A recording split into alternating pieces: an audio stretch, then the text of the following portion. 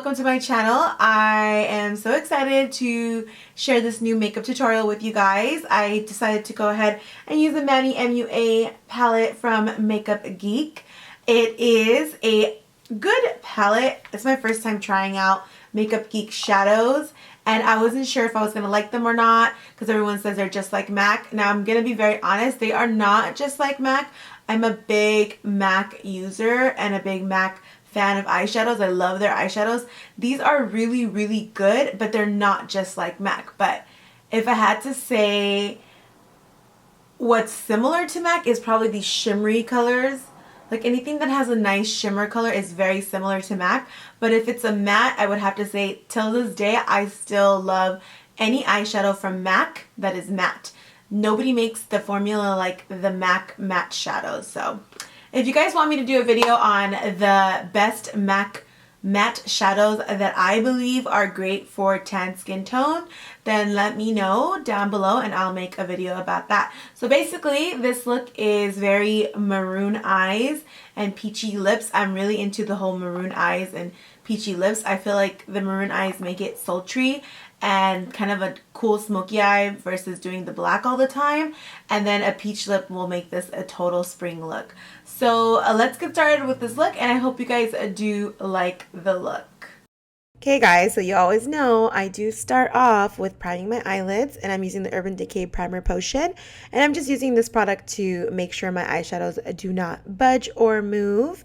You just put on a thin layer and then you just rub it in. Apparently I'm having a rubbing attack because I think my eyes were itching. Now I'm going to go in with the Makeup Geek and Manny MUA palette, and I'm just going to take that nice neutral shade, the skin color shade. Sorry, I don't know the names of these products. I use so many eyeshadows in a day that sometimes I don't even remember what I use. So I'm just going to take this and I'm going to put this over the lid and set the primer. And what this does is it just basically makes all other eyeshadows easier to blend. Now I'm going to go in with a transition color, and I'm going to go ahead and use this light brown color, and I'm going to use the MAC 224 brush, and I'm just going to focus this color on my crease because I want to see a nice grading effect from light to dark on my crease. It just makes everything look much more nicely blended, and you're going to know that I do switch between brushes, so I'm going to tell you why in a second. Now I'm going to take it with the star of the show, which is this nice burgundy maroon color, which is just beautiful and so pretty. It is a little hard to blend, but I'm just assuming because maybe I picked up too much product. I'm not sure, but I did have a little bit of a hard time of blending. So now I'm using the MAC 217 brush, and I'm just going to concentrate this color in primarily my crease. The reason why I switched the brush to MAC 217 is because the 217 brush gives a much more concentrated and much more focused position of the eyeshadow on your eye. So if you use the 224, you're going to get more of a blur effect, and the 217 will give you that focused, concentrated color in your crease. Now that I've done all that blending, I'm going to go ahead in with this champagne pinky color, and I'm just going to pop that into the center of my lid. I'm going to there's no real like organization of it. It's kind of just being washed onto the lid at whatever way I can, and then I'm just going to try to blend everything together and make it look nice and seamless.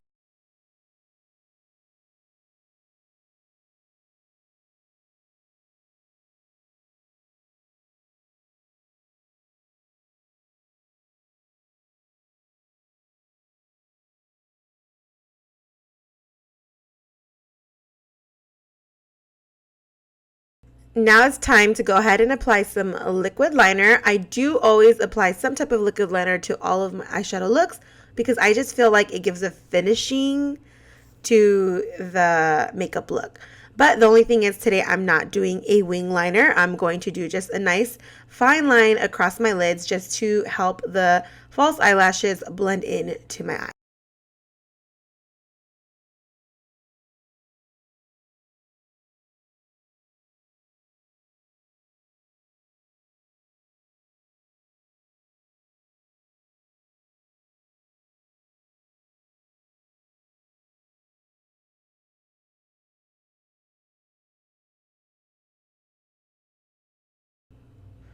Now I'm going to go ahead and apply some false lashes. These are the Huda Beauty lashes in Scarlet. If you know or you haven't noticed, I am really a big fan of these lash shapes. I don't know what it is. When I first got these though, I hated them. I was like, oh my God, these are so uncomfortable. But you just gotta wear it and get it a little bit moldy onto your eyes and then they get really comfortable. They are a challenge to put on though. Like, look at me, like I'm straight struggling there. But it's not really me struggling, it's just me trying to position the lashes correctly because there's no really quick way to apply lashes. If you want to get the perfect application of lashes, you want to make sure that you're positioning the lashes the right way and on the right position of your lash, or else it could make your lashes look way down or make your eyes look small, like if it's not positioned correctly. So you definitely want to position your lashes correctly. And I don't know if anyone noticed this, but did you guys notice Kim Kardashian's lashes in the Met Gala? They were off, but I know they said that they were rushing, so somebody fucked up her lashes. So now I'm going to move on to the complexion part, the face part. I'm going to talk to you guys about this orange concealer that everyone is always asking me about. This orange concealer can be found on any online boutique or any small beauty supply store around you. I'm pretty sure they should have them. It's by the brand called LA Girl Cosmetics. And what I really, really like about this orange concealer is that it's pigmented. And the next thing that's really great about this concealer is that it does have a very thick consistency. So this thick consistency gives it a staying power, but at the same time, you could blend this out to a very thin layer and it looks amazing under your foundation. I have a little bit of dark circles under my eyes. I just have a little bit of pigmentation, which is normal with tan skin, but you'll notice if you're like tan or olive, or if you have like a yellow undertone or neutral undertone, foundation tends to look very ashy on you. So because it's going to show up so ashy, it's good to use an orange concealer or orange corrector before you apply your foundation, so you can have a much more warmer effect to your foundation versus having an ashy effect. So I basically just applied the orange concealer everywhere that I needed it. So it's, to each their own. You're going to apply yours in areas that you feel you need it, mostly in areas that you have dark spots or hyperpigmentation where, the tone is a little bit different than the rest of your face. Mine is the eyes and around my chin and my mouth. And then I'm just going to take a wet beauty blender, a damp beauty blender, and I'm just going to basically like blend out this orange. Like I'm going to blend it out into a nice thin layer all over my face. And you might notice that I might be almost orange all over my face. So once I've done that, I'm going to go in with the foundation.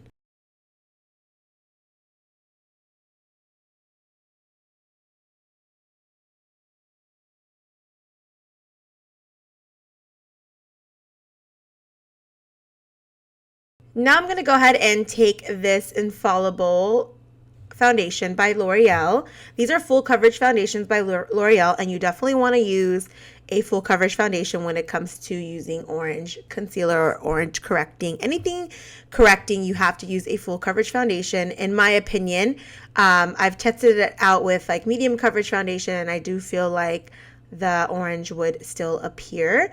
I'm going to make a video of one half using orange concealer and one half not using orange concealer and see if it, actually makes a difference. I've done this before and I personally see a difference for my skin tone, and some may not, some may. So a good tip is to apply a full coverage foundation with a damp beauty blender. The reason why you're going to do this is because the damp beauty blender is going to make your foundation not be so cakey, because I know that's the number one concern of everyone, is that they don't want their foundation to be cakey. And the only way you're going to do that is if you use a damp beauty blender. And after I've applied all my foundation, I go in with the Urban Decay All Nighter Spray and I just douse it on my face. And the reason why I do that is to also reduce the cakiness. Now we're going to go into my favorite part, which is highlighting and contouring. I'm just taking the Maybelline Fit Me concealer stick and I'm working it under my eyes. And at the same time, I'm kind of cleaning up the edges of the shadows just to, pick up any mess that I created from applying them.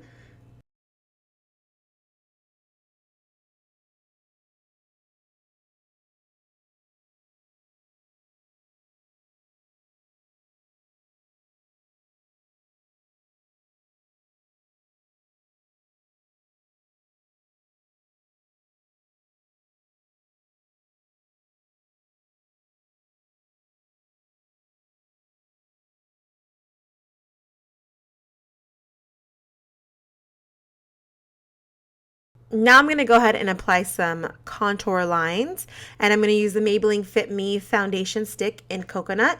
This is my favorite product to use to do contouring. I feel like it has a very good color, and I don't know, I've always been into it. I feel like it's very blendable and it's actually very easy to use. It's definitely a beginner's kind of contour stick because of how easy it is to blend out. I definitely have to start using some newer things because I can definitely tell that the trends are changing and contours are looking super advanced. So it's time for me to, advance my skills a little. And now I'm just going to go ahead and use this buffing brush by Real Techniques. And I'm going to buff out all of the contouring. This is my first time using the buffing brush to blend out my contours, and I actually like it. Like, the contours come out like really, really nice. And now I'm going to move on to applying the lips because this look is coming to an end. And I'm just going to apply this Soar lip liner by MAC. And I'm going to just apply it all over my lips, and then I'm going to go in with Anastasia. You do know that I did kind of do my under eyes for my eyes, and all that is just basically going in with the maroon and smoking the maroon under my eyes, and then taking that neutral color and just smoking out any type of harsh lines. And yeah, so this is almost the finished look, and now I'm going to come up with some of the lip color. I'm going to take the Anastasia. I think it's the Anastasia Naked. I'm wanting to say it's that new color that she just came out with.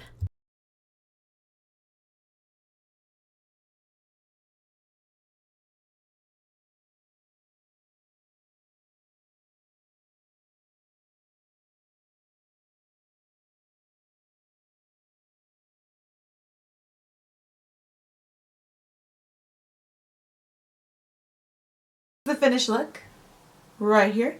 I hope you guys liked it, and I want you guys to comment down below. Subscribe if you haven't subscribed already. Follow me on Instagram at Glambyruna, and follow me on Snapchat. I'm kind of fun on Snapchat. I do really fun rants, and I talk a lot of nonsense on Snapchat. So visit me on Snapchat at Glambyruna, and I will see you guys in my next video. Bye.